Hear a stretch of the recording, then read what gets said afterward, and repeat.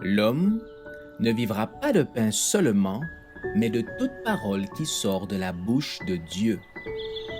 Voici votre moment de méditation quotidienne.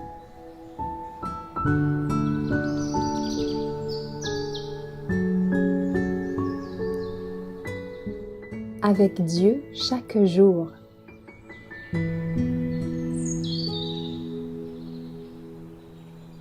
Chantons et prions avec notre prochain le 22 août. Et ils le célébrèrent avec des transports de joie.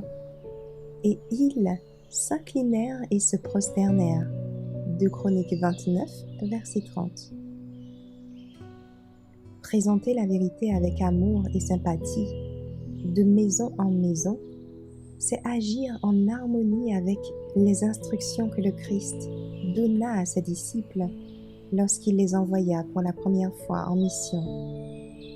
Que d'âmes ne touchera-t-on pas si l'on fait monter vers Dieu un cantique de louange, si l'on adresse à l'Éternel une humble et fervente prière, ou si l'on présente avec simplicité la vérité biblique dans le cercle de famille.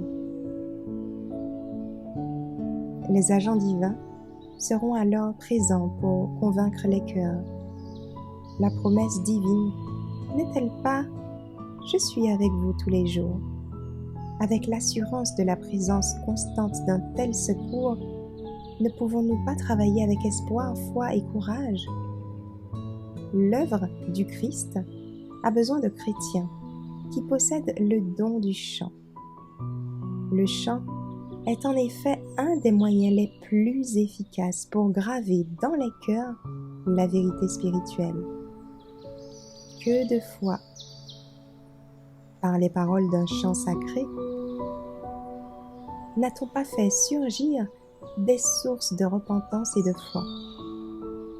Qu'on instruise les membres d'Église, jeunes et vieux, en vue de la proclamation du dernier message au monde. S'ils partent avec humilité, les anges de Dieu les accompagneront. Ils leur enseigneront comment prier en public, comment faire monter vers Dieu leurs cantiques et comment proclamer le message évangélique pour cette époque. Apprenez à chanter les cantiques les plus simples. Ils vous aideront dans le travail que vous faites de porte à porte. Et vous toucherez ainsi les cœurs par l'influence du Saint-Esprit. Des cantiques d'action de grâce s'échappaient bien souvent des lèvres du Christ. Car la joie débordait de son cœur. La parole de Dieu nous éclaire et déclare qu'il y a de la joie parmi les anges lorsqu'un pécheur se repent et que l'Éternel se réjouit lorsque son Église chante. Tandis que vous irez de lieu en lieu comme les disciples pour raconter l'histoire de l'amour du Sauveur, vous vous créerez des amis et vous pourrez constater le fruit de votre travail.